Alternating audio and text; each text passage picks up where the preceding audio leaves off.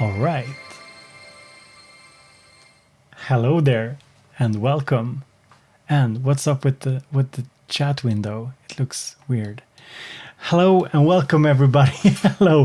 What an awkward thing here. Your chat window is so big. Hello and welcome to another little Bow Beats live stream. Kind of improvised as always. My kids aren't at home tonight. So I thought, I'd hang out with you all, answer some questions. Hope that, I think that's going to be fun. I just came home from a little spa weekend. Well, it's not, it's technically not the weekend, but it was my birthday present from the wife. And I brought this with me. I didn't joke about that on Instagram and Facebook. Actually, had it with me, made some music by the pool, kind of nice.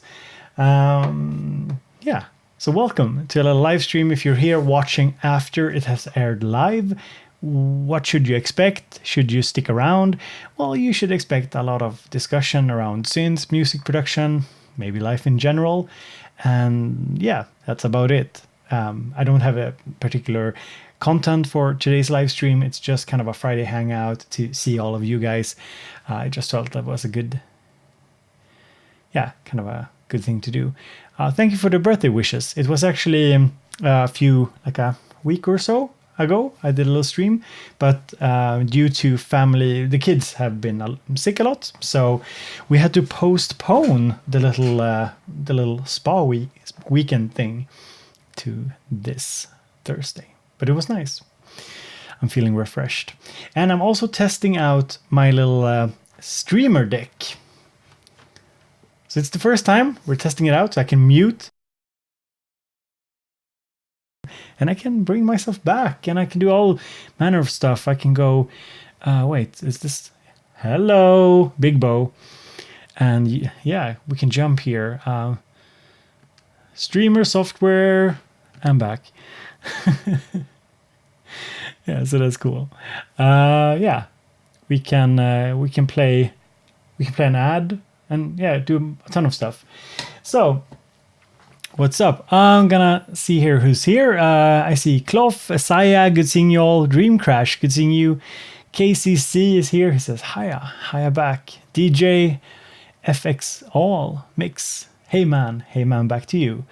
Vega, Otto, good seeing you. Qxotic, Mr. Basic, good seeing you, buddy. Good having you here. Also, if you're new here to the live stream, you can always go and check out our Discord. It's linked in the description. Yeru, good seeing you, Nicholas. John Richardson, Diego, VA, good seeing you too here, buddy. Woozle is here. Rob, we got Lucas, Inky, good seeing you, Inky. We actually have two Inky now over on the Discord. It's super confusing. So if you want to come chat, talk about synths, music production stuff, you can do it over on the Discord. Lee Huddleston, good seeing you, buddy. Studio Geek, always here. Awesome. Purple, lots of good people here. Well, hello there. There's some guy here, Mylar Melodies. Who is that? I don't know. Some Brits, I suppose.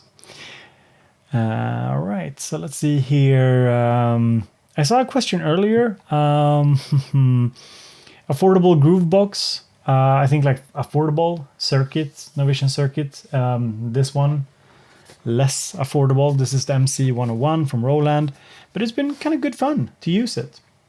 It's not as... Somebody asked me on Instagram today about it, and I said, should I get the question was, should I get the circuit or the 101? And I said if you enjoy jamming, you want a lot of hands-on control, circuit is of course a ton better and cheaper. And if you want more versatile sound set, because this one has like piano, strings, orchestral stuff, synthy stuff, 303 stuff, Juno stuff, got all of those sounds, even though it's not a super high end synth engine, but it sounds good. Yeah, so then you're getting that, but you don't have that much hands-on control compared to the circuit. So hello everybody, good seeing you. A little Friday hangout, just kind of hanging out here. Opie said, could be interesting. Check out if you want an affordable Groovebox 2. Photox says, digital synths are just funny computers, no? Yeah, one way to put it. Benjamin asks, Bo, what are your thoughts on the Arturia Microfreak? Potentially the best synth that has come out this year, at least in the budget bracket. So when I say best, it's like best, it's a great affordable synth. Not using mine too much, actually, to be very honest. Nothing to do with the quality of it. It's just like I really haven't had the time. Sorry. It's like I've been so busy with other stuff. It's been kind of crazy. But yeah, but it's undoubtedly a nice synth. I know Arturia put out some new presets for it as well, so definitely worth checking out. And speaking of best synths of 2019, I just want to give you guys a heads up. If you haven't seen it, if you go to the description, there's a link to my Facebook and the Bo Beats Facebook. And if you go there, we have a nomination process going on. So you can actually nominate pieces of gear from 2019. I don't know how many people nominated like the OP1 or Deluge. They are not from this year. So stuff from this year or stuff that has been updated this year. In the correct corresponding categories, you can nominate pieces of gear. It doesn't have to be all the known stuff. It could be like something unknown. You can go nominate and help us put together a poll, because we're going to do a poll. And don't you worry, child. We are not putting the poll on Facebook. The poll will be on Google, like a Google spreadsheet I think we used last year. So you can go and vote using a Google poll. We did it last year with over 1,000 votes. That was cool. And yeah, and then I'm gonna put the popular vote in a video for best stuff of the year. So as always, like, it's a popularity vote, but it's fun. Like we wanna, we wanna tell, as a community, we wanna tell our story, what we found most exciting. Even though last year's like effects winner was, I think, Analog Heat Mark II, and like I said in that video, might be because of my viewers' biases, but so yeah, you can go and check it out at the Bo Beats Facebook page. Empress Soya wasn't this year. No, it wasn't. It was last year, I think.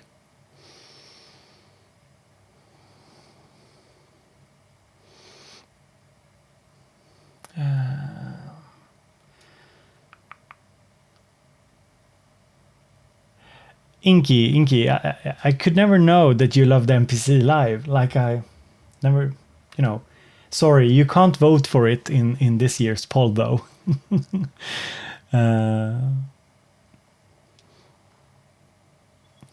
Catman Ducks asks, is the Jupiter XM essentially Stranger Things in a box? Yeah, well, no, not really.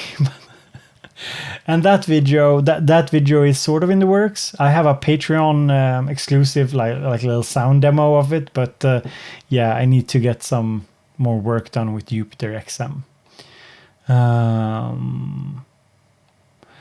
Woozle asks, what's your opinion about Behringer stuff? Like pretty neutral, borderline not very interested, to be frank. The Neutron caught my eye, DeepMind 12 a little bit maybe. I wasn't a big fan of that design or the feel of the unit, but the Neutron seemed kind of cool. Not a very big fan of the clones, not because of like build quality stuff or sound, more like I'm not very interested in kind of the old school stuff, the reissues. I don't really care too much about that, so that's a major reason why I haven't looked at stuff like, well, why I haven't looked at like any reissues or clones or whatever of older stuff. And when it comes to software, of course, we have the Arturia software suite, for example.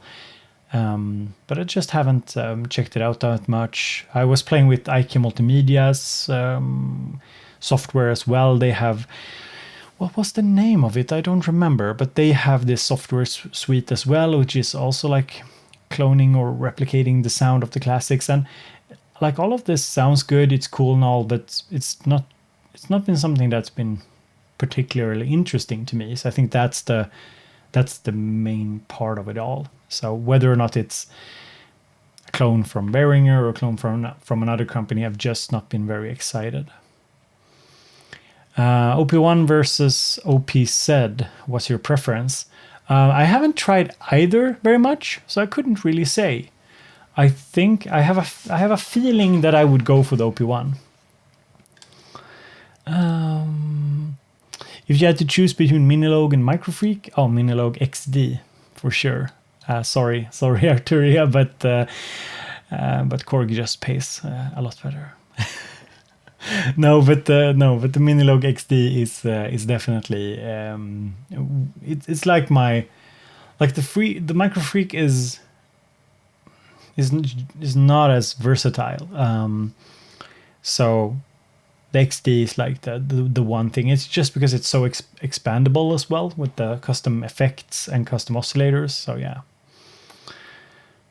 Let's see here. Have you been enjoying the Deluge? Yes. Deluge or Digitact. Man, that's such a, like, for drum, if we were just talking like for I don't know, it's such a difficult question because it's so different devices. I mean, the Deluge is a DAW in a box, like some of the commenters on my video about the Deluge said it's like Ableton in a box, and there's some truth to that. I still feel more strongly about the Digitact, but it's not because of any like objective reason or anything. It's just I've used it more.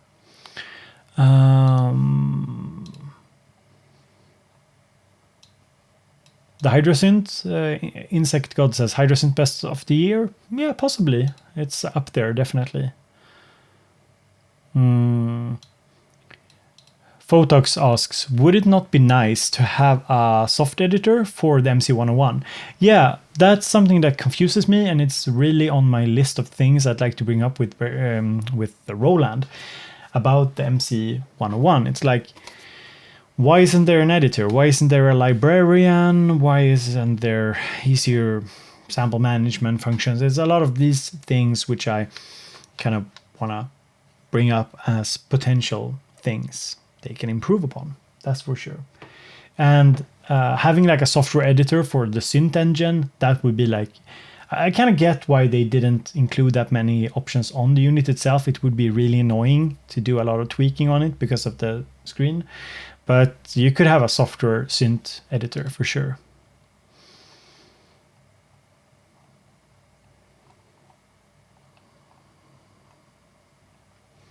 Matt Greer, good seeing you here, buddy. Let's see here. He says Craft Synth 2 is the best budget synth of 2019. Possibly, yeah. Yeah, best budget synth, like best. Yeah, give me your takes. What's the best budget synth of this year? I'd like to hear it. Have I tried a lot of budget synths? I'm not sure. I don't think so. Mike, good seeing you. Xiotic, I think I answered your question earlier. I don't remember what it was, but I think I did.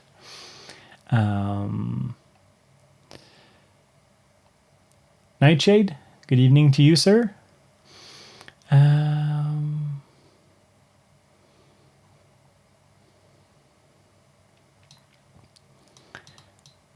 Yeah, Inky. I should try one of the MPCs for sure.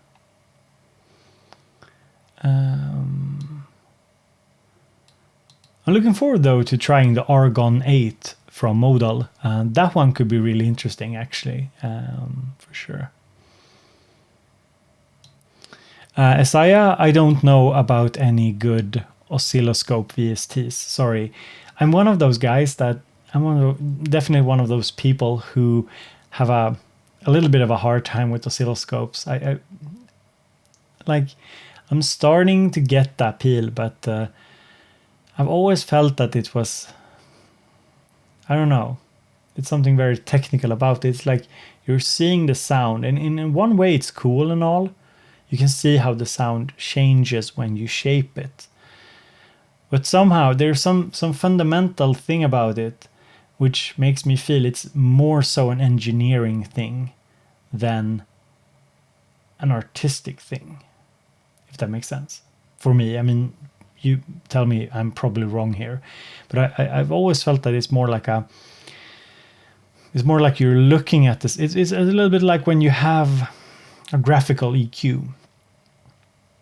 And any professional you'll talk to, most professionals will say like it's so nice with EQs that have knobs instead of the graphics, because it's so easy that you'll start sculpting the sound based on what you're seeing on the screen instead of what you're hearing. And I feel sometimes with an oscilloscope, I feel like that I get that same vibe, but it looks cool, that's for sure. It looks cool. With all that gear you have, what do I grab first? And this is a good question. Wyatt says, with all the gear you have, what you grab first more than any of the stuff if you want to start a project personally? So I've talked about this before. If I'm starting a project, it depends on what kind of project. If I just want to get something going, have fun with it, I don't have any specific goal in mind, so I'm not producing for a particular situation, for example. I'll mostly just grab whatever Groovebox or sampler or sequence or hardware thing that I'm currently using a lot. And that ties into what I'm doing videos about, of course, because, well, I actually have to use them in order to understand them and make some music with them. I made probably like 20 demos on this thing before I reviewed it. And yeah, so if I'm just kind of starting out, I don't have a specific goal in mind, I just want to make music, I'll grab something like this, like the Digitact 707 Octatrack, some variant of a standalone Groovebox. If I have more of a specific idea that I want to try and create a track, like I have a few hours to spare, because I don't like to start up a track like on a computer or my big rig if I don't know I have time. So either if I want to start up and make a track from scratch, I'll either fire up some of the synths in the big setup, or I'll jump into my DAW of choice. At the moment, I'm using Ableton a lot, trying to learn it, and it's going good, working out nicely. I think it's a good fit for me. And it depends. And if I have a really clear goal, let's say, for example, let's say I want to create music like this track here. Okay, let's see if this works. Okay, this should work. So the stream isn't starting. Don't worry if you just joined. So this music here in the background, I've made myself. And I set out to make some kind of, background-oriented track. And if I have that kind of a goal in mind, that I want to create something for a specific purpose, so creating, say, a backing track for my intro sequence, then I'll always start in a DAW. Because then I know, okay, so I have a set idea. Okay, I want some piano, some strings. I want this kind of moody kind of thing. And I know that if I start on a hardware sequencer, it's slower, or hardware Groovebox synth, whatever. It's slower. It's not instant recall, and it's harder to change things, say, a year later, because I might have might have forgotten which file it was or something. So it's much easier just to keep it inside of a DAW for those kind of focus projects for sure. So that's basically how I do it. So that's nice. Oh, Noir, good seeing you, buddy. Wait, where are you in the chat? Use money for Synths for 99. No, you're not telling me what to do, Noir. You're not telling me what to do. I am going to buy. I'm going to buy socks. You're not telling me to buy Synths. I'm going to buy socks. Thank you so much, buddy. Noir at Blank V. I think you all know about him. Met the guy in at Thomas Interactor. One of the friendliest, nicest people in the scene. Just the greatest of people. And I just wish he made more videos. Noir, make more videos for us. We want more of you.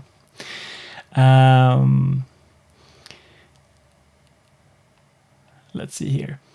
So yeah, that's the long answer to the question of how I start with my music, and I think in many ways it's kind of similar to how many people work, I guess. Did you like those transitions, by the way? No, I can do the Magnum.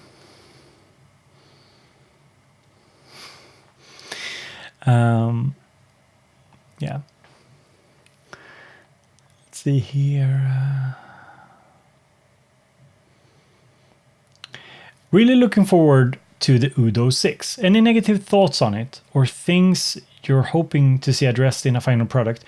To be honest, I actually didn't touch it that much. I didn't feel like comfortable tweaking it. It was in it was one of their first, I think their first showcasing of the synth at Superbooth. So I actually just talked to them before the show and I said, like, make sure you can perform a cool demo and I'll record it for you guys and put it up on the channel, because it seemed like a cool project that they were doing and I didn't feel comfortable. As I was fooling around a bit on the Udo 6, but I didn't get a feel for it at all. And if the build seemed fine. Like the price is what it is. It's an expensive synth because it's a small brand and expensive parts. So on the road says your voice is very relaxing. Thank you. I guess, yeah, I hope so. Depends on what you need. I guess if you're coming in here really tired, you might fall asleep. DJ says, didn't they release a metronome? Yeah, for the MC707 and the 101, they released a metronome. They updated it, and some people said, like, yeah, they're already updating it. It must be bad. And it's like it's almost not out, or wasn't. Like it was just, they of course have deadlines like everybody else, and there were things that they added in the updates that was needed. I still want a count in. I've sent an email to Roland with suggestions, and I'm definitely gonna pick up more suggestions from the community, and perhaps make a video like, dear Roland, this is what we want. Yeah.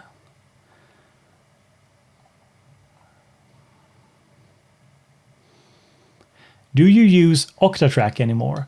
Not that much, Rustic. Well, that's wrong.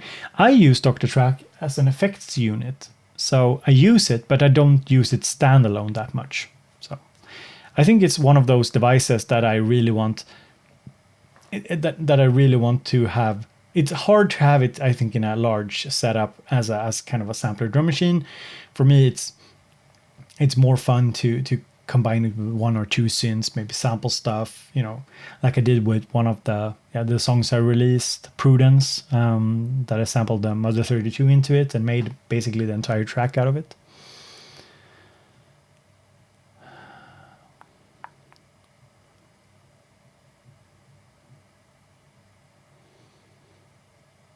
Mylar says hashtag production value.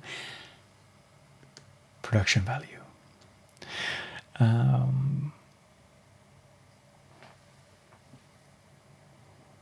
Am I using the circuit still? Not that much, to be honest. And it's no fault of the circuit. I have this dream, guys.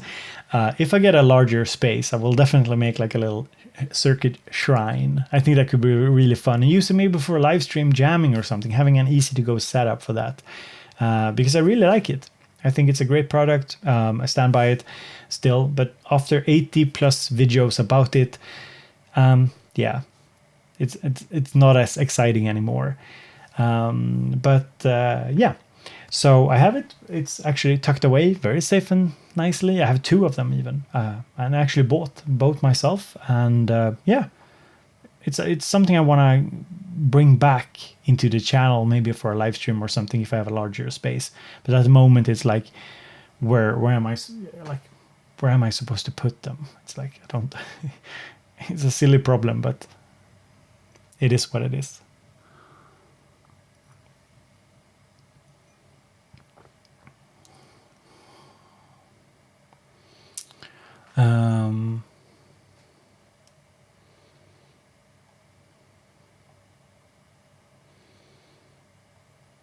Yeah, the V4, they didn't include a metronome, but now there is a metronome, so don't worry about that. Let's see here. John, good seeing you, buddy. John Haynes is here as well. Bo SMR. Yeah, hello. Welcome to Bo Beats.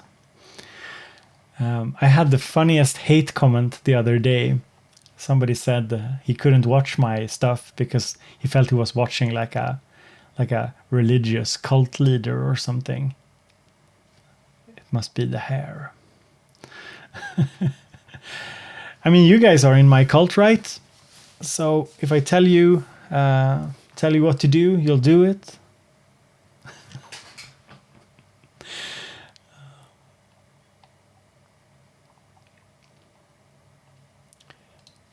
Hypothesis asks, Bo, have you had the chance to continue your evaluation of the Jupiter exam? Honestly, I haven't had that much time with it. Well, I put enough bunch of hours into it when it came out or when I got it here, but it's actually not a priority for me currently. I'm just not like I thought it would be more of a standalone thing when I tried it at Superboot. They were kind of talking about the sequencer, and the sequence, there is a kind of a sequence, but it's not. But there are cool things that I want to try more with it. It has this really nice vocoder. I think I could be using that for some music stuff. So yeah, it's on the to-do list, not a priority at the moment. Audio Dabbler says, hi, Mr. Bo Beats. Well, hi to you, sir. Macker says, Noir, make more videos. Yes, Noir, make more videos. Make more videos. This is not annoying at all. I'm not doing this at all just to test my device. This is actually very handy, this little streamer deck thing. If you're streaming and you don't have a streamer deck, and this is not hashtag sponsored at all, I just had to go and buy it, and it's fabulous if you're using OBS because it works. You don't have to have OBS opened like a main window or something, so it works anyway.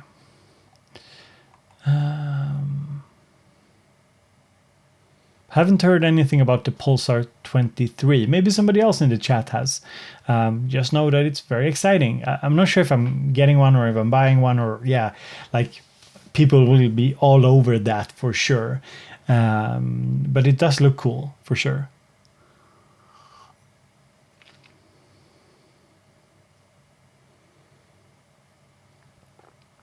Why they change in time? What do you mean, Rustic?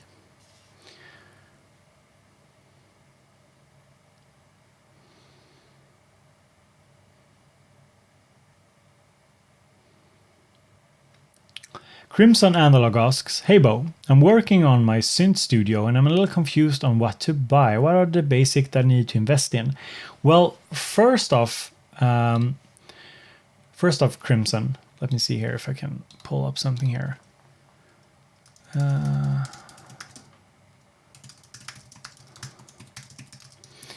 First off, Crimson, you should definitely, let's see here, can I do like this? Right, awesome. So you should definitely go and check out how to build a hardware synthesizer setup. And the second part, let's build a synthesizer setup. I think those two videos, they are seem to be very well received. And yeah, I kind of go over a lot of the basics in these videos. So I don't think you'll have any audio here right now, but I kind of go over just the basic, very, very basic, what you need and what you can get. And there's the circuit. So yeah, I think you should go and watch that series on my channel. There should be even a playlist on my channel for it. But beyond that, I like the basics of a hardware synth setup is always like starting with the sequencer, and whether you're getting a kind of a something like a BeatStep Pro maybe as a standalone sequencer, or you're getting a synth with sequencing capabilities, or a groove box, or a sampler like the Digitact. But I think you need to inform yourself about that first. So let me see here. Yeah, awesome, Crimson. You should really start there. I hope. I mean, if you have any other questions, feel free to like post them in the comments of those videos and stuff. Pekka, I haven't tried wireless patch cables actually, so I don't have an opinion. Have I ever spilled coffee on my synths? No, I don't. I actually don't think I have ever. I'm a pretty careful guy when it comes to liquids in my studio. It's like, have I messed around with Roland System 500? No. I was talking to Roland about doing something with the System 500, but yeah, it never amounted to anything. It kind of looks cool, sounds cool, and I kind of like the kind of more, it's more basic. It's not like out there, like super cool, it's not super cool effects or super cool modulations. It's just kind of more basic stuff, but it sounds very good. I look like the mad scientist in the film Independence Day. Yeah, okay, I can take that. I can take that. That's awesome.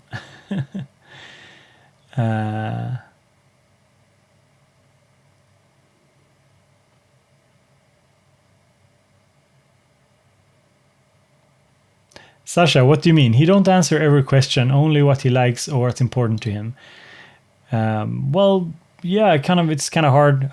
Feel free to, yeah, you can ask whatever, but it's hard to keep up with the live chat. Yeah, I can only answer questions that I have an answer to, I guess. Did you ask something which I missed? Let's see here. Boo-hoo! Didn't get an answer. Very sad. Oh, buddy, don't be. It's let's see here. Let's see what you. Are there any plans to connect to several synths in the future? Let me go back up here. What do you mean, Sasha? Are there any plans to connect it to several synths in the future? What synth and what plans? Let me know and I'll answer. Have I ever visited Finland? No, I don't think I have actually.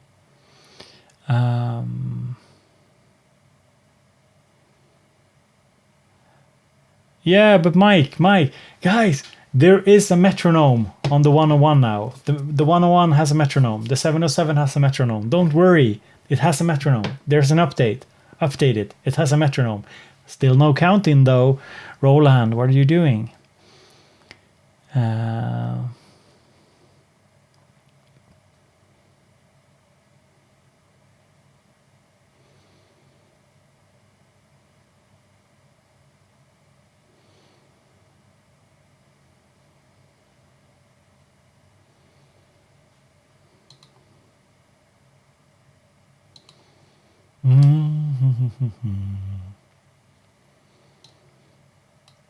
What have I been up to with the deluge, and am I coming up with a new video about it?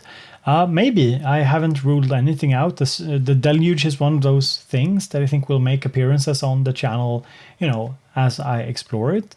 Currently, I'm trying to understand the sampling on it and kind of how that works. I feel like there's just a ton of things to learn about it. It's very deep.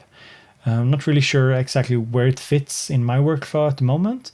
I think it's one of those devices that I can see myself bringing on a vacation, for example, where I really can get into it.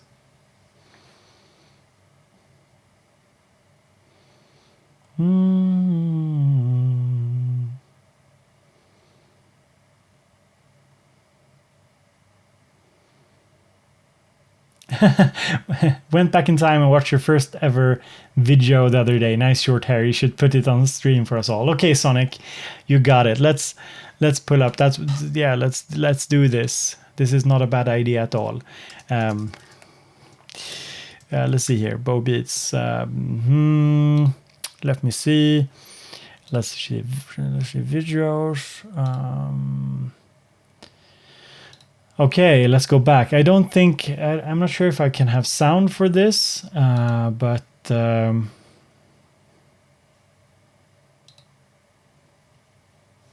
me see here if I can find something old. Let's see here. Okay, yeah, right, let's do this. Wait, this one is it? Yeah. Here we go. Here's one of my absolute first videos ever. It's not terrible at all. Short hair, cozy sweater, it's all good. We got a nice like to dislike ratio. I'm gonna post it.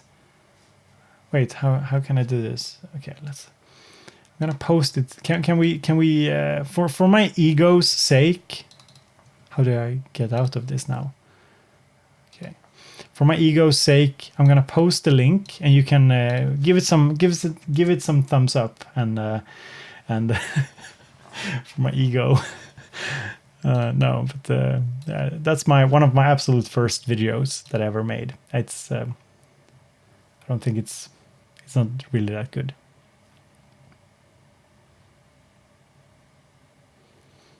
Jules, good seeing you, buddy. Let's see here. Where did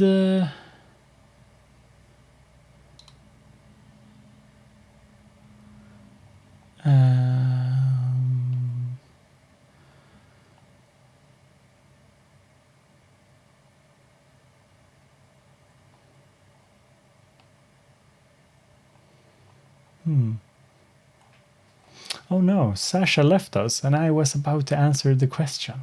Damn it. Let's see here.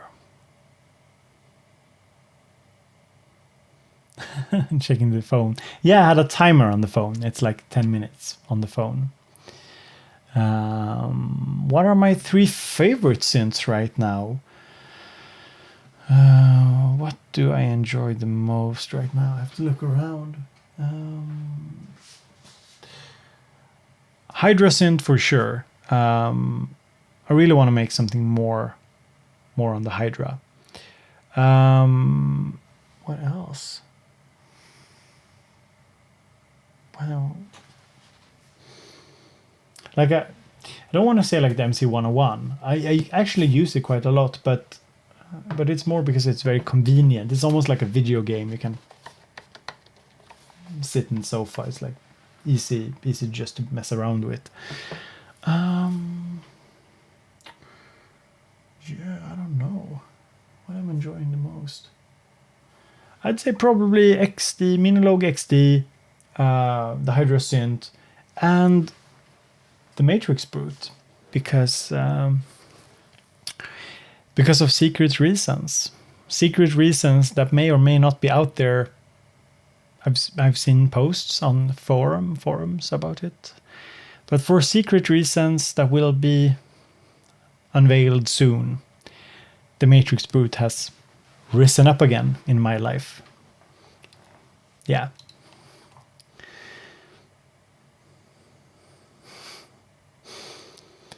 Let's see here. Are you reviewing the new Behringer Pro 1 and Crave? And Dreamcrash says he hates Behringer with a burning passion. No, I don't hate Behringer. I always say like this. I don't hate manufacturers, and I don't hate dead objects. I don't care that much, to be honest. But no, I don't have any plans to review Behringer stuff. Like it's not a brand I have a particular strong feeling about, and yeah, maybe I've asked them if they want to send some stuff over. I would be down to test it, but it's not something I'm going to go hunting for. And there's a lot of other good people who are covering their synths, so I don't feel like it's like the information is out there if somebody want to find it.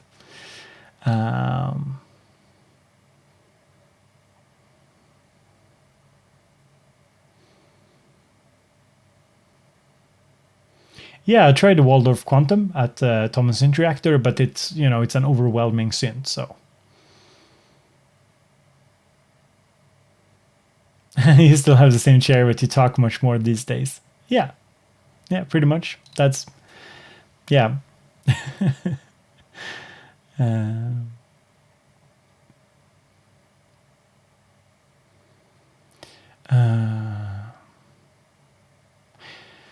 Let's see here. Does the use of the Korg NewTek on the original Minilog push it to become functionally comparable to the XD? I think that's a stretch. The NewTek is really cool. I might actually make a new video on that sometime soon, I hope. But no, I don't think like just because you're putting a NewTek on the Minilog, it feels a little bit like a stretch to call it the same thing or comparable. It's I mean it's an augmented Minilog, but then you could say like you could augment the XD with something else as well. Yeah.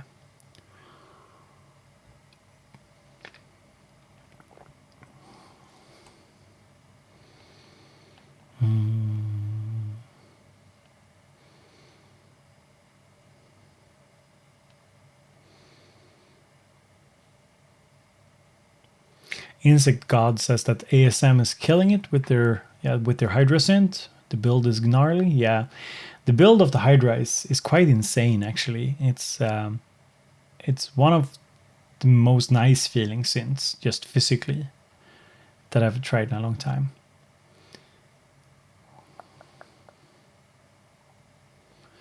Grumbledore says any knowledge bites on the Medusa. Just got one this week. Well, actually, there are. I know Funk Tree. So let me see here if I can grab his channel here. Funk Tree Medusa. So Funk Tree is he has actually been watching the channel. So I'm just gonna put a link to his stuff here in the chat, and he does some really inspiring stuff with the Medusa, I think. So you should definitely watch his stuff. I'm not sure if he has like tutorials, but he has some very nice jams just to sort of inspire you to check it out more. Worst synth you ever bought with your own money? Worst synth. Okay, I feel it's safe to bash it a little bit. Like those mini jams that I was kind of excited about. I always bring them up as being a buy I didn't really enjoy that much. They didn't see much use. Like truth be told, the filter, I've said it before, the filter is really cool. It's a little analog filter. But the mini jams, and they're discontinued now, I think for good reason. The mini jams just wasn't. I think they should have focused on like one product or something. I think instead they made a bunch of products, and some of them were just felt a little off. It was a good try for sure. One reason why I really didn't like them was that the plastic was so bad. Like it really didn't feel good. Like it made the pocket operators made them feel like the best thing ever. Whereas like the plastic on these mini jams were just very flimsy and stuff. And yeah, that's the problem. And it's also a reason why I don't support that many like Kickstarters or Indiegogo or fund stuff before I've actually tried the product, like had it in my hands for a while. There are cool stuff coming that I think is worth supporting, but I don't throw my weight behind it too easily nowadays, because I know that looks can be deceiving, and it's so hard to know like how good is something just from looking at it on images. The mini jumps spring to mind because I thought it would be of a better build quality, and I wasn't too fond of the sound of the synth either. So that's something I don't regret buying them. I mean, they weren't. I think it was still cool to get behind the project. I know a lot of people got behind it, and there were some highlights. The filter coming to mind, and the little mixer with a built-in recorder to SD card. But overall, not a very good product line. And I think there is a reason why it got discontinued.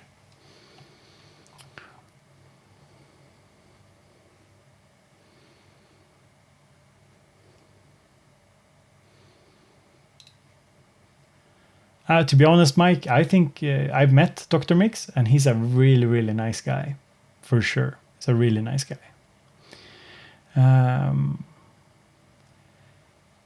Let's see here.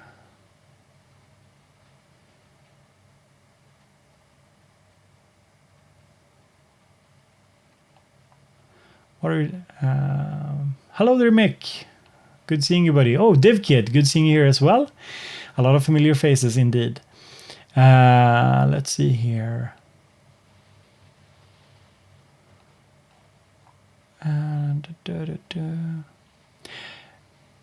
Korg NTS new tech, is it worth it for the FX alone? The very simple answer is yes. Yes, definitely. Because there are also people making great custom effects for it. I might make a video on that because it's actually very exciting. And I think for the money you're paying for this little device, you're getting an awful lot.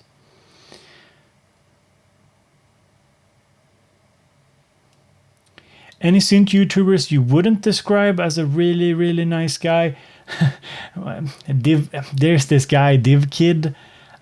He's like this Eurorack nerd. And, you know, and he's just like really nice, not really, really nice. No, but have I met somebody? No, like most people in this community are very nice people. Like, I mean, comparatively, like I work in fields with people who are should be socially skilled in healthcare and in education. And still I feel like when I go to a music event, people are just next level nice compared to like people in my professions that can be, you know, super rude and weird. Whereas many of the creatives that I've talked to are just great people. Truthfully, very, very nice people. And yeah, all the people I met at Tommen was really cool. Like the creator base people, everybody I met at Super Booth. Like the fact that there were no like rude people like in general at Super Booth was really cool.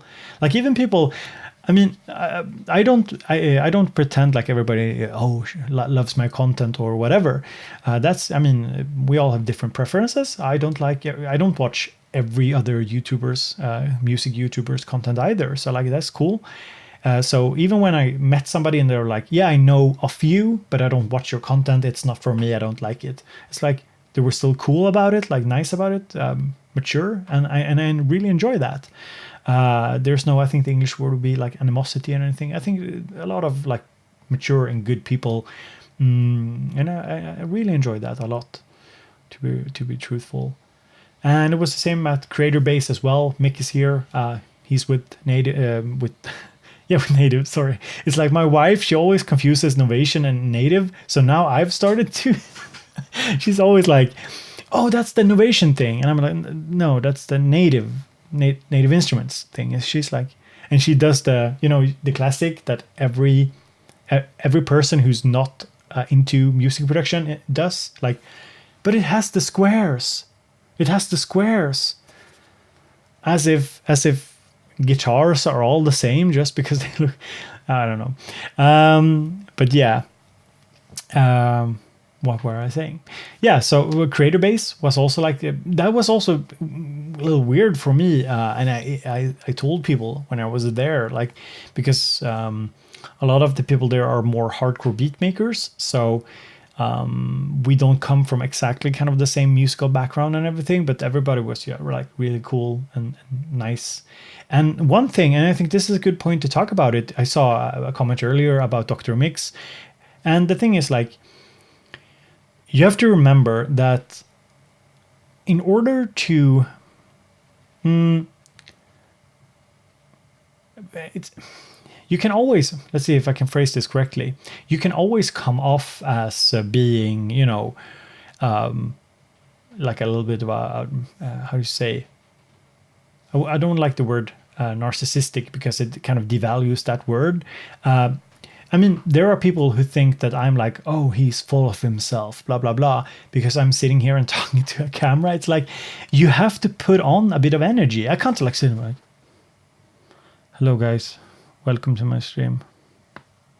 Like, I mean, seriously, like, you have to try and be engaging. Otherwise, what's the point? Like, if you don't want to try, don't do it. Like, do something else.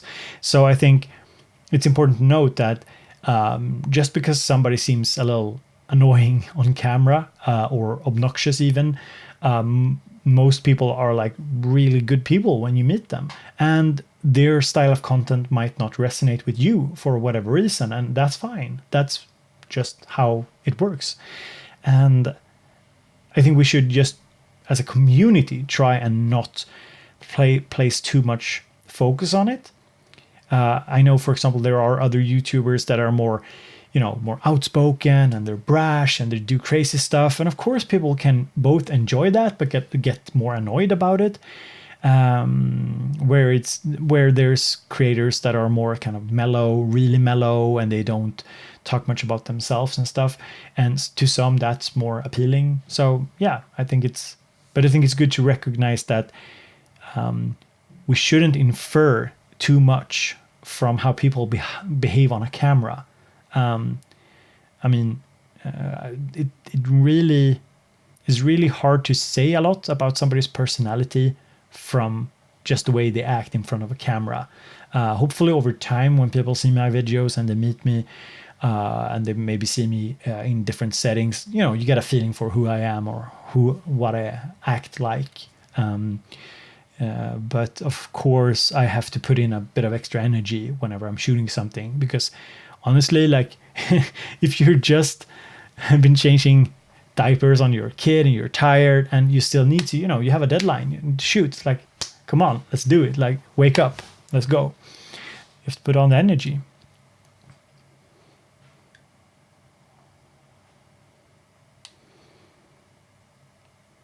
Sure. I mean, there's different styles. I'll give you that. There's different styles. I've done videos where I'm a little bit, over the top. I feel when looking back, I feel like, okay, yeah, maybe I kind of did the whole American thing, wow, what's up, guys? Like a little bit too much, but it's all like a learning experience as well. And some people are just very excitable. Like when you see me like opening boxes and I get excited about stuff. And somebody said so funny when I was playing the Minilog XD, they said oh, he got excited about the reverb, like such like how he fakes it for the camera. It's like really, like, don't you guys get excited about the reverb? Am I alone in this? Am I didn't think I was that nerdy. Like sometimes I get really like, whoa, what's happening here? And so oftentimes when I try something for the first time, I get this kind of whoa reaction. That's part of the fun for me as well. Like the Hydrosynth video, that's like 100% just me. I was just like, relax, open the box, try it, see, just react to it. And that's the video. I mean, basically.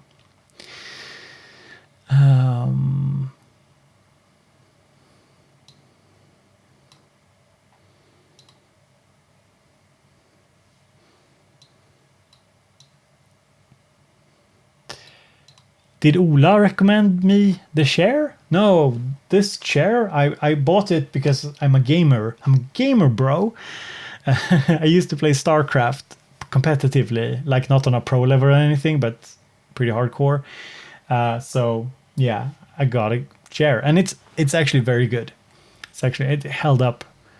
I've had it since 2012, so it's held up really well. But now it's starting to, like, small pieces of the fake leather is starting to fall off. But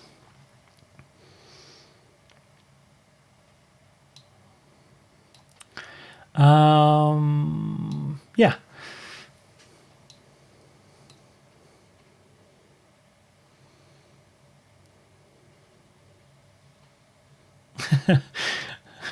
Bo's only deficit is that he's a counselor therapist. I feel on some kind of therapy session. Well, maybe you are.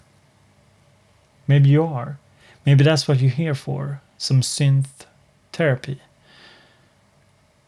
I should build my own synth, and then use this platform to, like, oh, you're feeling a bit down. You have you seen my new synth? There's a funny Swedish comedy skit, I guess, about that, about like a youth counselor who always suggests buying a new stereo as the solution to anything. It's so dark. It's like very dark, but still super funny in the way it's executed.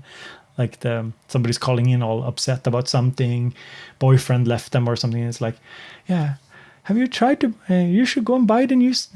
I can't do the accent, the Swedish accent in English, but it's very funny. It's like, have you tried to buy this new stereo? Let me tell you about this new stereo. It will solve all your problems. Mike asks, Bo, what do you eat? Like, favorite dish? Hamburgers. I really like hamburgers. Batti asks, do you think for a beginner is buying a modular synth the first good idea? No, not in general, no. If you're a beginner who's used a ton of synths on a software platform and you know your way around a synth and you really want a challenge, go for a semi-modular or modular. If you're a beginner who doesn't know much at all, and if you feel like you don't know much, go for something like a mini Logue instead. That's definitely my thing. Do I cook? Yeah, I cook. Yeah, I cook a lot of food. Farbro Barbro. Yes. Okay, guys, I have to show you this. Let me just show you an image so you get. This is so like Swedish. Let me just explain. So, this youth counselor. Oh,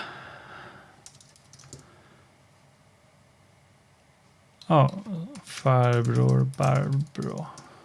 Let me just explain. So, it's a very popular classic Swedish thing. And this is what, yeah.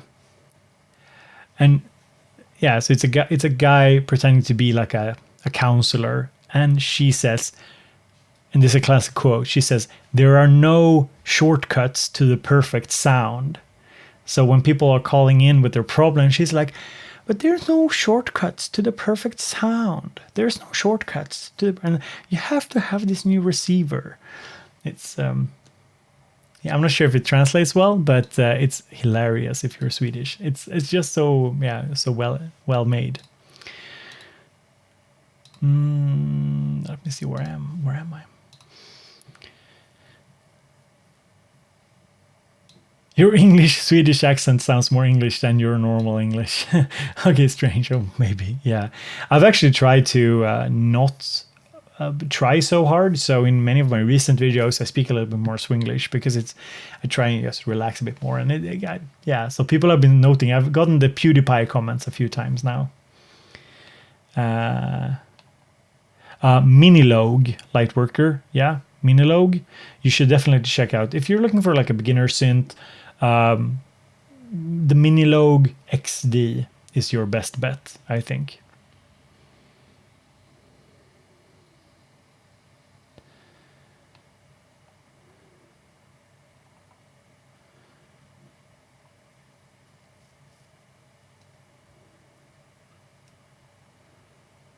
Yeah, I have an iPad. Yeah.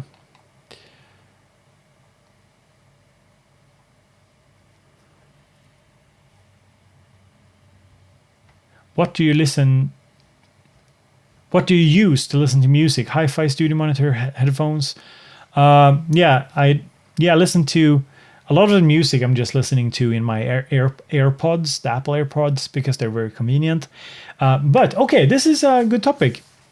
I'm actually doing a big headphones comparison. So internet, be aware, Beats very subjective headphones comparison is coming up. So I actually have a bunch of headphones here now that I can try.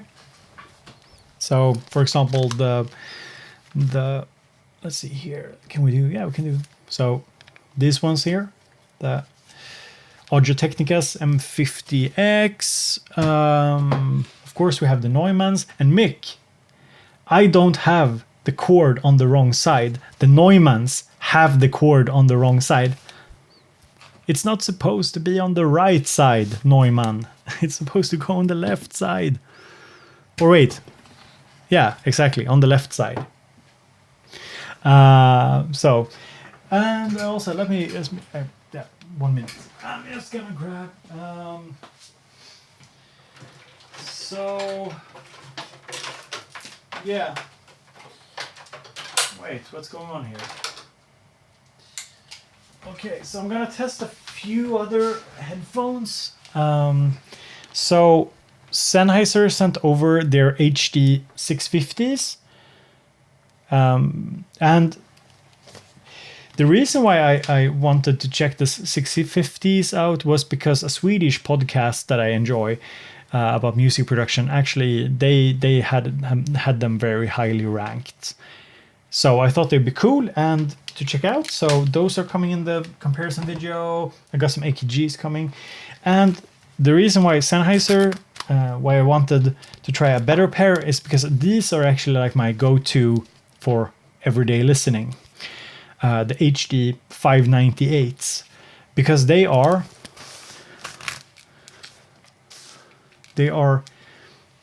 incredibly comfy. Like they're the most, like if you're, they're not the best sounding for sure. I mean, I think they're about $100, maybe $190, $100 maybe. They're not like super good for mixing or anything like that. Some light music production maybe, but they're just so comfortable. So comfortable. So yeah, that's just a little sneak peek on some of the headphones that we are looking at in my test. I have a bunch more coming as well. Some other kind of unknown brands as well. So yeah. AKG is coming. K245s, is that the ones that are coming? I have AKGs that I bought myself a couple of years back as well. Yeah. AKG K245. What's that? Yeah. Yeah, so these ones, the AKG K245s, I think are coming. So yeah. Those were also recommended in that Swedish podcast. So I thought, because I have an older pair of AKG studio monitors, the silvery, there are golden and silvery ones, and I have the silvery ones, and I've never quite liked them. I've had them for many years, and they've never really sat right with me. So I wanted to try another pair and see what they're about.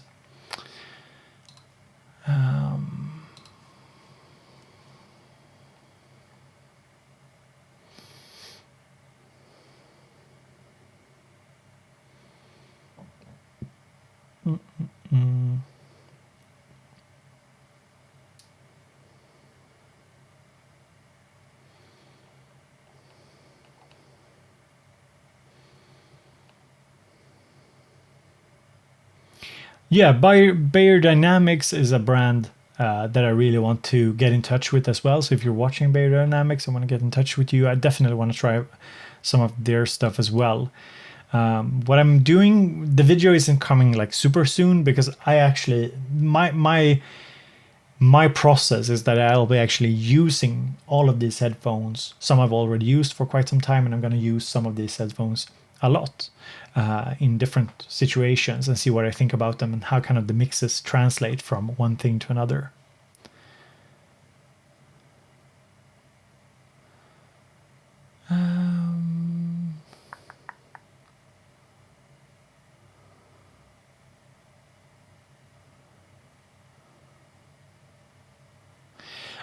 Bati asks, when should you transition to modular synths?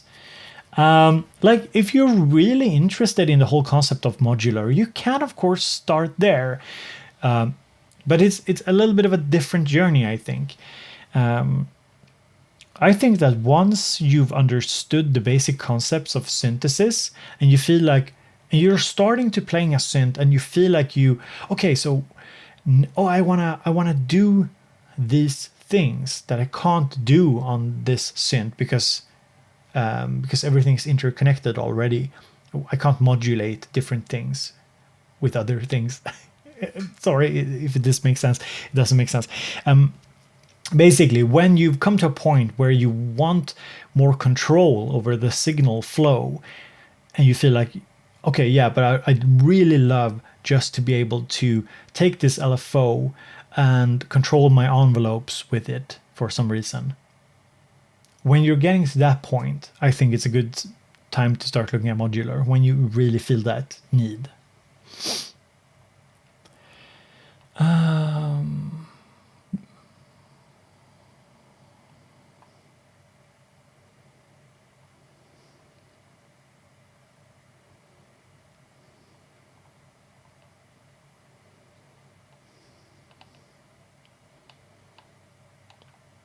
Mark, I haven't tried the noodler. Sorry.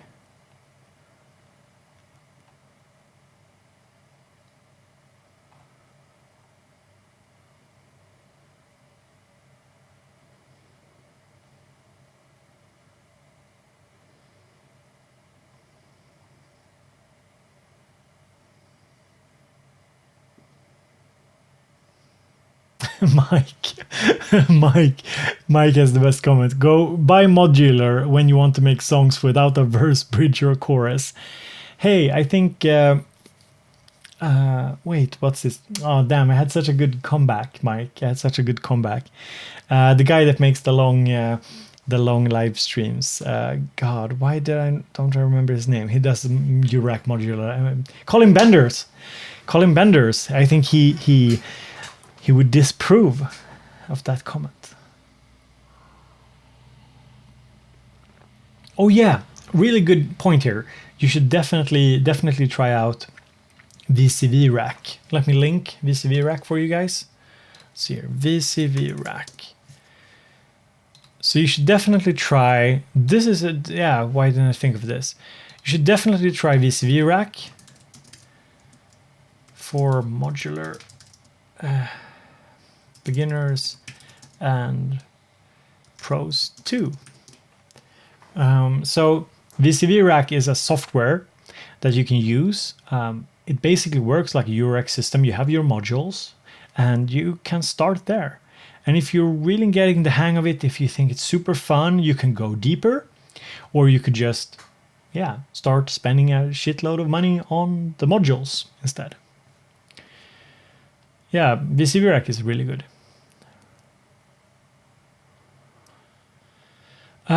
Which is better, OPZ or MC101? It's such a hard question. I haven't tried OPZ that much, so it's hard for me to say. My guess is that the OPZ has a little bit of an edge, I think, but it's so hard to say.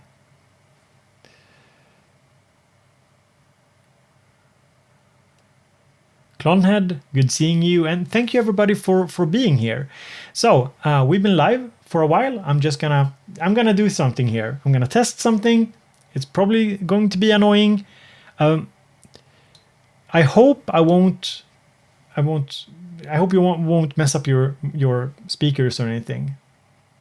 I don't take any responsibility. Turn down the volume a bit. Hi, hello. This is an important service announcement about how you can help the channel. The videos and live streams do not magically appear. It's a lot of hard work. It's about a full-time job for me every single week. So if you feel like supporting what I do, go to Patreon. It's linked in the description. You can donate a small sum every month to keep the channel going and make it possible for me to make even more and better content. But I don't make any promises that I won't spend all the money on coffee. I mean, I won't, so support my coffee addiction, my synth videos over at patreon.com/bowbeats. Ta-da! I ran an ad break inside of a stream using my #NotSponsored Stream Deck. Awesome. Yeah. Patreon linked in the description. Thank you, Hypothesis. My wife, she always tells me like, you can't stream for an hour and not plug your Patreon properly. So, yeah.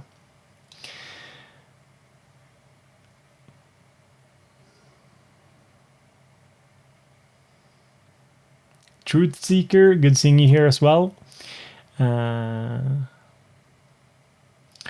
Bo, do you think that there will be an Korg Electype 3 soon? Looking at the roll down MC11, but just checking other options. I actually have no insight into this at all. I don't know if they're working on Electype 3 or not. I think, and to be very clear, I have no insight on this whatsoever. I think it would make a lot of sense. I think that the market is not that saturated. I mean, because for every Groovebox, people always say this, like, oh, but this Groovebox doesn't have these functions, so I don't want it. It's like, there's always like, it feels like there's so much room for different Grooveboxes because people have so, people have so different needs, so many different needs. So for example, an OP-Z might not work for some. And for example, like when the MC101 was released, a lot of people were like skeptical, of course, because of the little bit higher price tag on it. But to be super frank, like this is also like, it doesn't look much, but it has a ton of functions, ton of cool functions, and might not be for you, but it might be for some other people that will find it very interesting. And one thing I said in my video that is a good couch synth, like just the fact that the form factor of it, I'm not trying to sell you on this. I mean, you'll if you see my videos, you know what it is, and if you are enticed by it, you are. But you can actually hold it. You can actually hold it like a video. You can create music. Look here, I have small fingers. You can play. I can sit with it in my lap and I can use it like a video game controller. And you can actually reach a lot of the functions very easily. So what happens is when I was sick, for example, like, I could lay down and I could. So just one of those things can be a selling point to some people. So I think an Electype 3 would make a lot of sense. It would be a lot of fun. And it would also give me a reason to check out Electypes, because that's also like something people are nagging about a lot. Check out the Electype. And it feels like it's such an old thing now. It feels like it's been done a lot. Yep. It can't slice samples or splice sample. Yeah, it can't do much with the samples at all, Dara, but MC707 can't either. And well, a lot of like the Digitact is pretty bad as a sampler, but it's still not, because it's great, it's awesome, but it's still bad spec sheet wise. I think also like this is probably a future video. Spec sheet reviewing of synths is like, if spec sheet reviewing of cameras or phones is bad or computers is bad, spec sheet reviewing of instruments is like the worst. Because the problem is it really doesn't relate to how they perform as an instrument.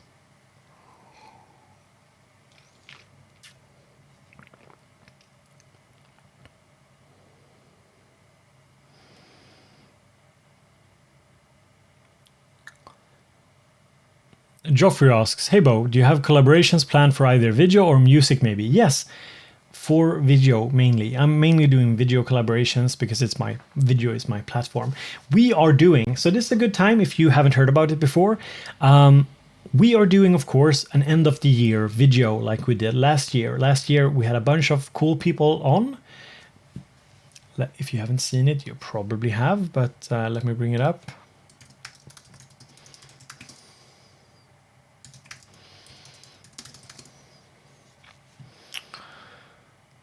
Let me see here. We got a little ad here going. So okay.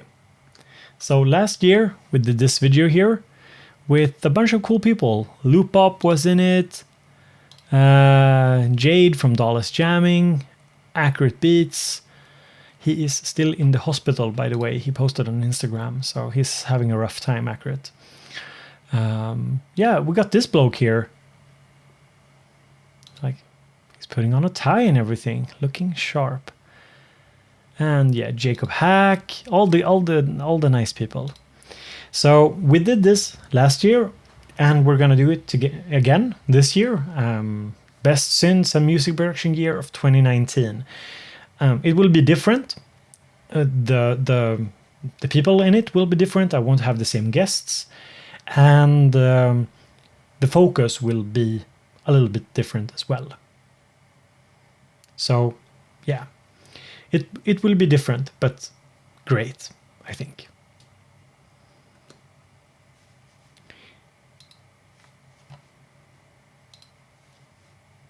So invites have already gone out. I did ask, I think, on Facebook maybe, on Patreon as well, linked in the description. And who you wanted to see in the video. And yeah, there will be some surprises in the video for sure. And there will be some new faces and some faces that you are probably very familiar with. But I decided not to invite anybody from last year's video because it felt a little awkward inviting just one or two, and it felt really boring to have the same lineup again. So more fun to bring in new people. So there are some smaller channels in there and some larger. So yeah, also try to get a few more girls on board because there are, of course, really cool, YouTubers who happen to be female. I shouldn't. I don't want to mention names because you guys just have to wait and see. It's going to be a cool surprise, hopefully. Yeah.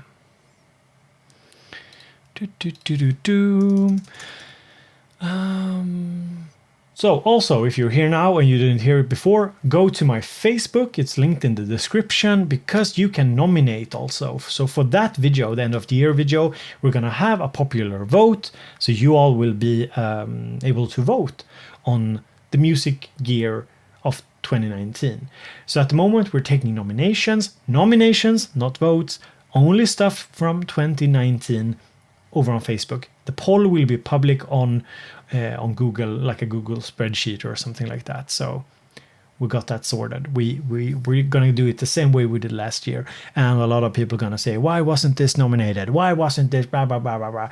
Why didn't Deluge win every category? I think that was one of the most fun things last year. every category, people were like, why didn't Deluge win this category? It was so funny.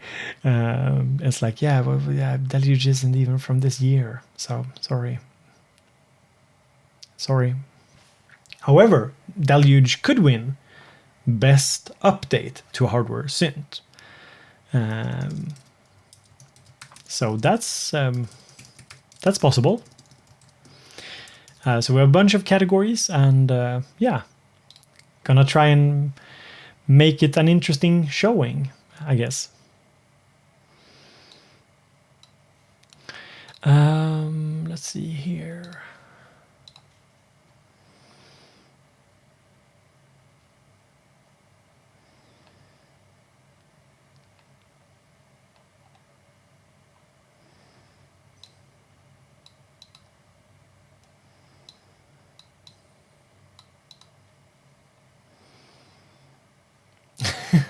Oscillator Sync says, it will be super great. I hope so, buddy. I hope so. Don't mess it up. Yeah, I've already gotten some submissions for the video, and some of them are, yeah. I'm gonna have to work hard to string everything together for this year's video, because I made it a little more creative, a little more open and different than last year, to keep it fresh. So yeah.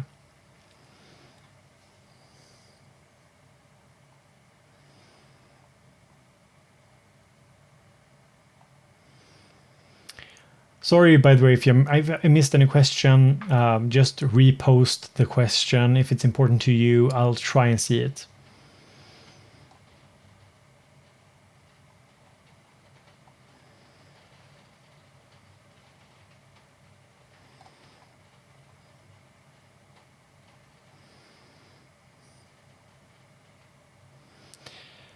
Blade Runner, do I need a Deckard's Dream? Well, if your name on YouTube is Blade Runner, then you need a Deckard's Dream. Yeah, Div Kid says the same thing. Great minds think alike, or yeah, synth nerdy minds think alike. Do you still do I still use and enjoy Electron products? Yes, of course. So the analog rhythm still sees quite a lot of use. I used Octatrack as kind of an effects thingy, and yeah, I kind of want to remove. I have the Digitact in my big setup, but I'm probably removing it and just using it standalone because yeah, I really like that. And what else am I using from Electron? Yeah, the analog heat as well. It's seeing quite a lot of use on different projects. Do I use an iPad for music production? No, iPad is not the future of music. Just kidding. Yeah, I mean, I think one of my most read tweets was about iPads and music production. It's because a lot of like other public personalities have gone out and been like, iPad, it's the future. And I'm like, well, it's Apple, so they'll probably fuck something up down the line, and it won't work. Software will break. People will get mad. And I don't have that huge confidence in the iPad iOS platform, but maybe they'll merge it with iOS and just make one big software platform, and then we can call it, I don't know, just a tablet maybe. How do you choose an awesome DJ name? You don't. Most of them are bad.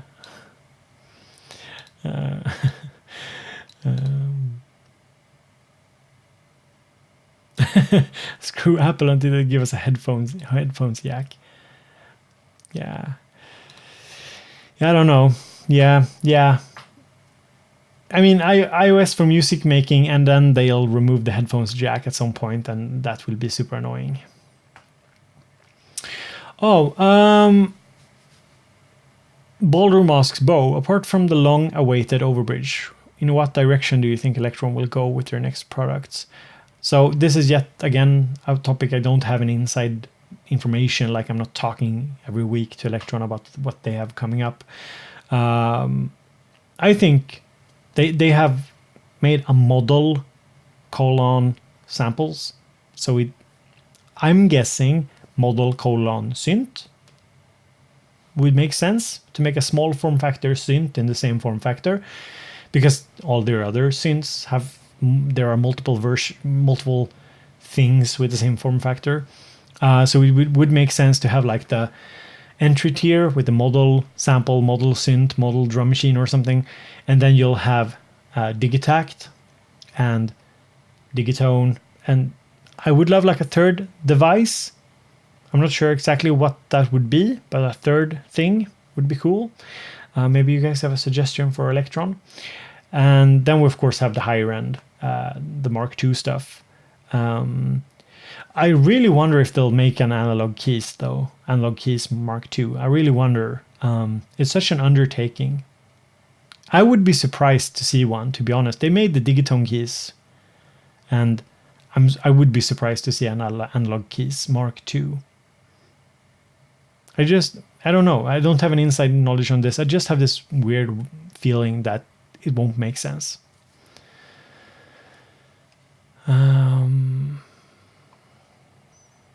Heathcliff, happy Friday to you as well, buddy. Yeah, we're just hanging out, talking about the random stuff and testing my streamer deck because I haven't mentioned that enough. Hashtag not sponsored, but we can do cool things like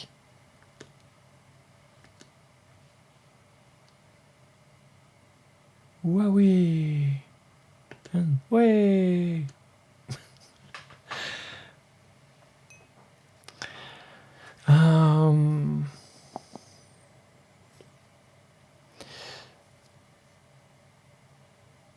Tryan says, I seems to be the only one that doesn't like the bearing neutron. Well, I don't think so. It's no synth is loved by everyone. There are pros and cons to every synth. I think there's a lot of people who are not very interested in it. Like, it's not high on my list of things I'm interested in either, so.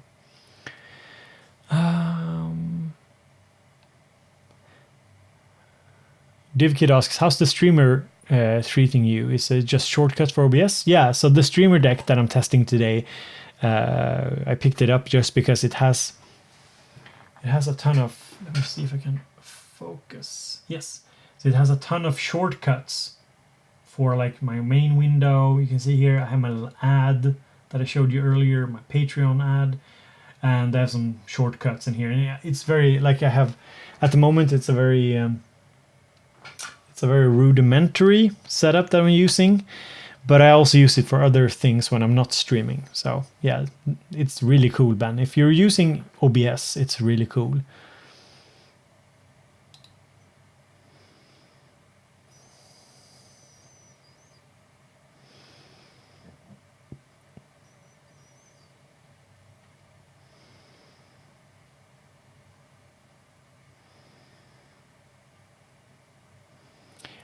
Insect God, you mean, did I put a hate on the Roland UI06? Did I? I thought I said that it's good, but maybe that was just me. I just don't, the only thing I said, I don't like the glossy, that I don't like anything in any fingerprint magnet, and I don't care much for the old John Chesters, good seeing you here, buddy. Long time follower, I suppose, of the stream and the channel. Coffee shortcut. The coffee shortcut. Yeah, coffee. Coffee just means the screen you are seeing now. It's the coffee shortcut. Can you use it to launch clips in Ableton? Not sure. Yeah, I don't mind the the boutique. I like it for what it is. Like it sounds good. It's cool.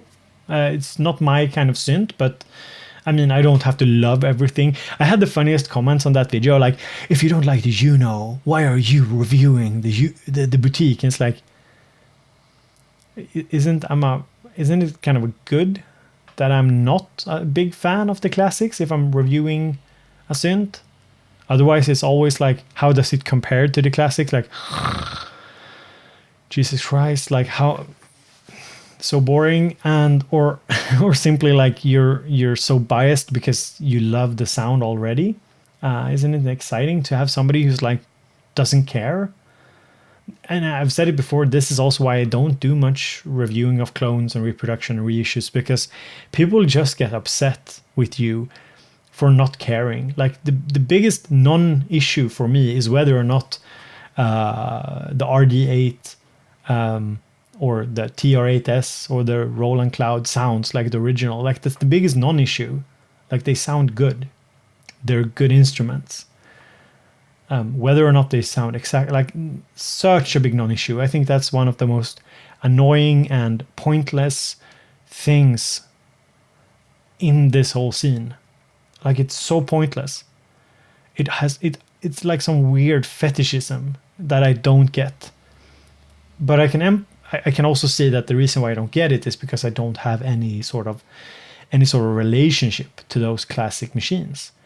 But I feel it's like, it's not even about like hunting for that perfect 808 sound anymore for a lot of people. It's more like a game. It's an internet game that people engage in, where it's like, well, it didn't quite, like sitting and nitpicking about like a YouTube video and whether or not something sounds like, people go into a YouTube video like, this doesn't sound like the original. It's like, it's a YouTube video, like it sounds like shit anyway. Like it's not good. The compression is not good. Like it's very hard to judge. Like totally pointless for me. It's like, yeah, I don't get it. And I totally acknowledge that there are reasons why I don't get it. Like I'm not saying like it's pointless objectively. I just feel like it's just not the best spent time sitting and nitpicking whether or not the RD8's kick is 100% accurate or whatever. It's like, okay, it is what it is. Does it sound good? Yes. Is it perfect? Probably not. But maybe it's good.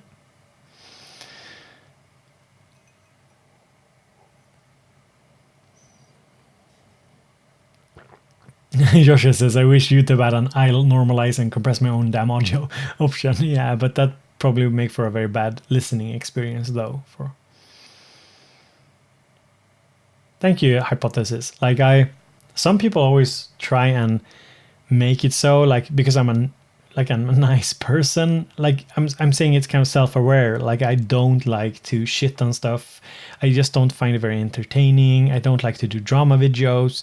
I thought like a lot of the stuff around, say, the Digitone keys launch was just silly. Like all the memes, like the memes are fun, like it can be fun, but some people go into it and they make videos about it just to cause drama and like, oh, it's so ugly. It's like, Jesus Christ, it's one of the best made synths of this year. It's like really well made, and the design is original, but it might be quirky and funny. It might not be for you, but the way people kind of spin it as this is a bad instrument because it looks like a toy. I mean, it even feels a little bit like a toy in the sense that it's not my favorite design. That's for sure, and I get it. That doesn't make it a bad instrument, and those kind of things bug me.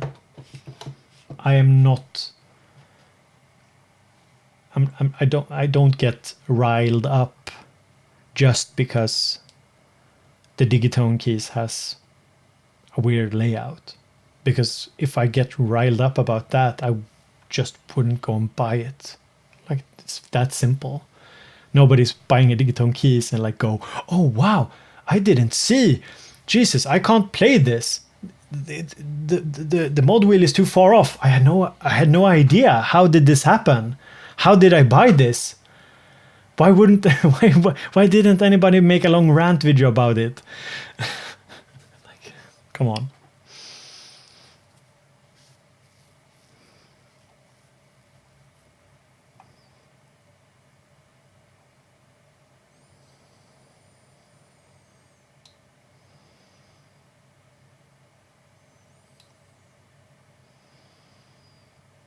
Oh, Clonehead, definitely. I'm not saying that the classics doesn't sound good. They sound great. Like, there's a ton of classic synths that sound amazing. For sure. Like, but that's kind of beside the point, I feel. To me, it's, of course they sound good. They're iconic. They sound good. Like, a ton of synths sound good. It's the whole, like, I don't know. It's the whole nitpicking about whether or not it's like 100% true to the original, which is kind of boring to me.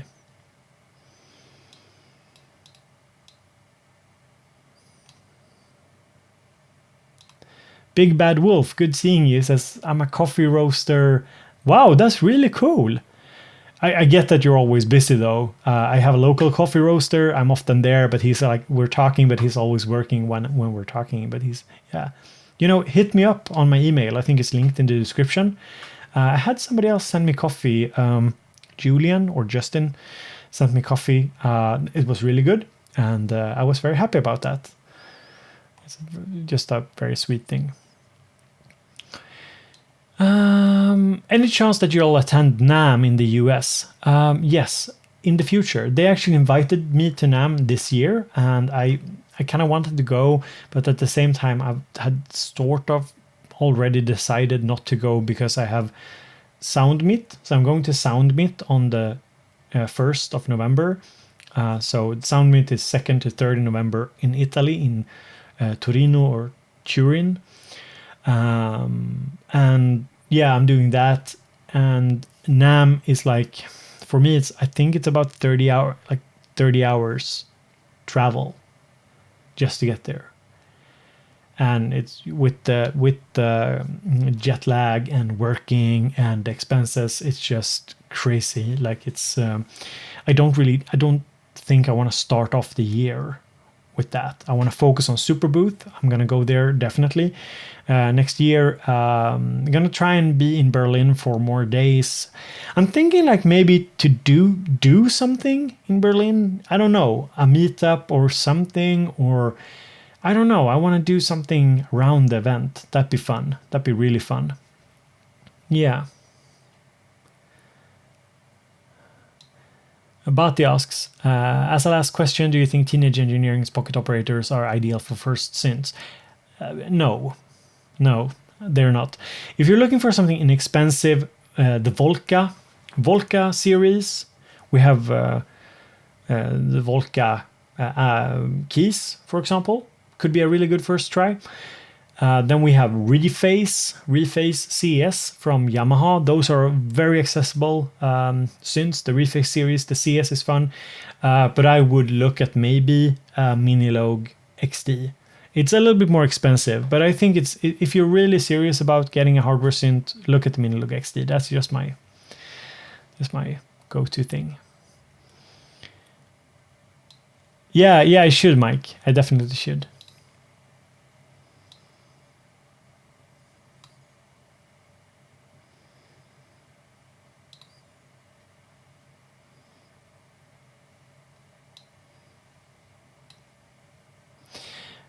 Woozle, good having you here, buddy. Thank you for enjoying the videos, and go and eat, and see you another time.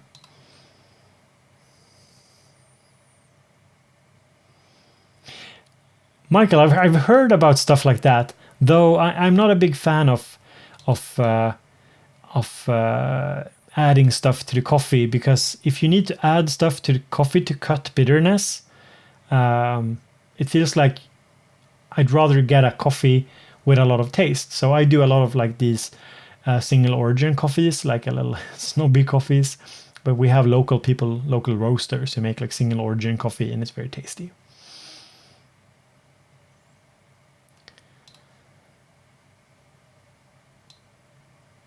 I don't know, Nico, how the ribbon controller works for external gear. I haven't tried that. That's a good. How's the push experience so far? It's been really good. I'm working on a new video.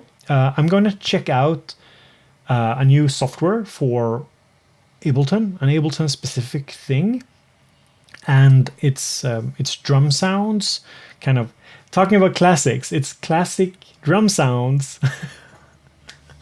It's classic. Oh yeah, oh damn, you got me good. Yeah, I'm gonna check out some classic drum sounds, but I guess that's what most drum machines try and do. I don't know.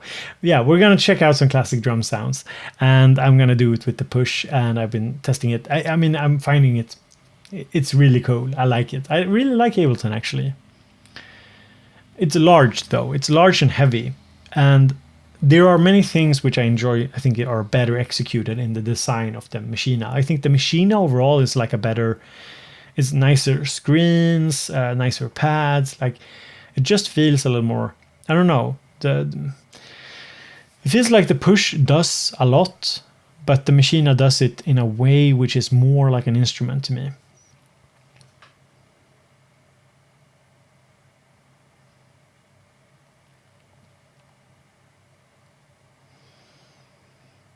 A push 3 would make sense, wouldn't it? Am I Swedish? Ja, jag är svensk.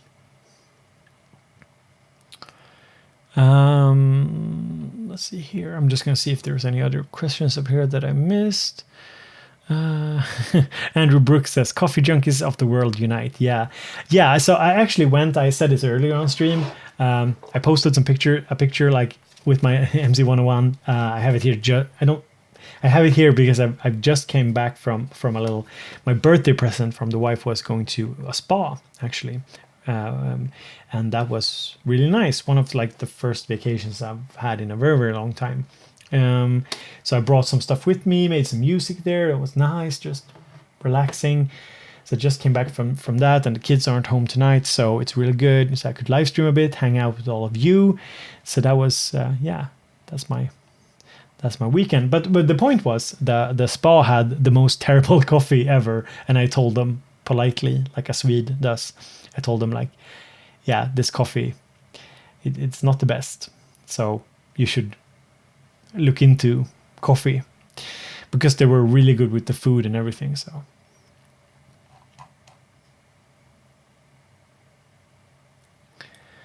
do you think most synth enthusiast YouTubers are European because the Americans are too broke to afford the hobby? No, I don't think so. No, I mean we have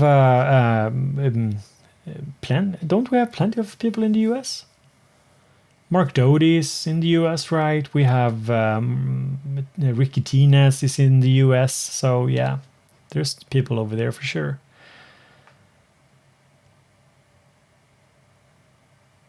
Blade Runner, it's always nice with a sub, I think. I held off for the longest time to get a sub. It's really nice to have a sub.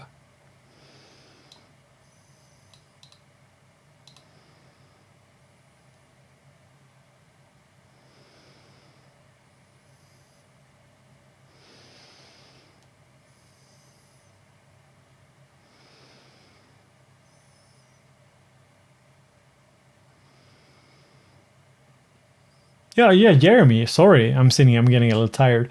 Jeremy, of course, I'm reading chat here. Yeah. Noir at Blank V. I mean, they're Jade Wee. Everybody's American. Everybody's American. I mean, who are the Swedish ones? It's like me, Carl Mikael from Cap Curio, Simon the Magpie is Swedish. Is there anybody? No, those Accurate Beats. But he's more of a beat maker. Jacob Hack is Swedish. So yeah, we have a good representation from Swedish. Let's see here. Yeah, the coffee was probably decaf. Yeah. Yeah, no, they had like, yeah. Yeah, Cuckoo is Swedish, but he's living in Norway. So he's defected. He's a traitor. He's a traitor. And if we have a Swedish YouTuber event, he can't come because he's in Norway. Kom hem. Kom hem, Andreas. Woody lives in Sweden, but he's British, I think, originally, right? Yeah,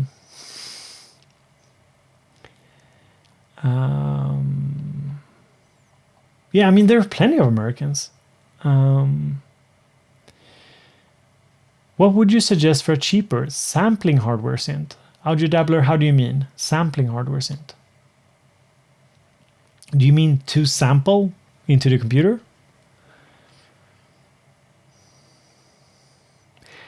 Ben, DivKid, you are definitely a bit of a coffee noob, because I've heard rumors that you use pods.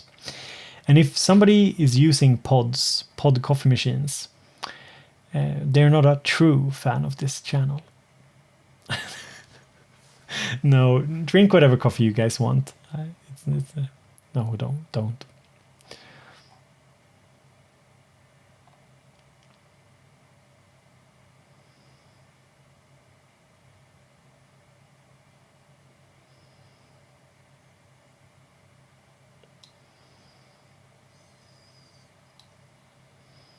Oh, John, I think it's about yeah, probably faster because he lives in Oslo, but yeah, to sample into the hardware and mess with. I don't know. I would get a Moog audio dabbler. I'm sorry, I would get a grandmother actually, Oh, I see. The camera here is telling me. The camera is telling me that the stream has gone on for a long time. Andrew Wong is US, and he's definitely big. Yeah. Yeah. Espen Kraft is Norwegian. Yeah, for sure. Chemex, yeah, Chemex is nice.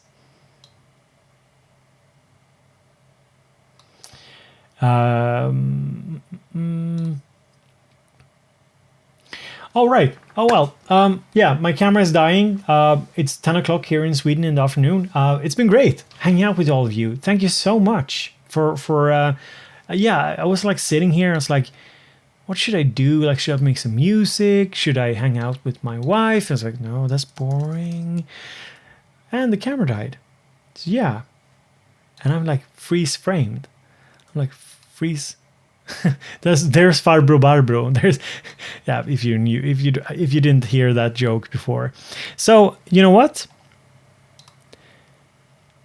I'm just gonna say thank you so much for being here. Gonna play my little Patreon video. So if you want to check out Patreon and support the stream and support my channel, you can do that. Linked in the description. Thank you so much.